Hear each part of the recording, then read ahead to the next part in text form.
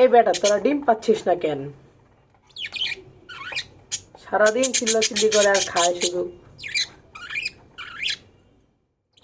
দেখেন ভিউয়ার্স, এদের আপডেট নিয়ে আসছি। এই যে চুপচাপ বসে আছে একদম। ফিমেলটা মনে হয় ডিম দিয়ে দিবে। দেখি হাড়িতে যায়, তারপর হচ্ছে খাবার টাবার নিয়ে হচ্ছে এখানে রাখে। আর মেলটা তো সারাটা দিন চিল্লাচিল্লি করে, ইচ্ছা মতো চিল্লাচিল্লি করে।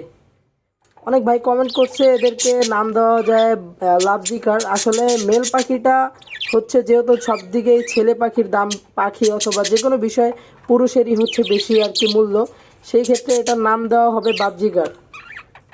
কারণ যেহেতু বাজিগারটা মেল আর লাভবারটা ফিমেল, সেই জন্য এটার নাম দেওয়া হলো বাজিগার।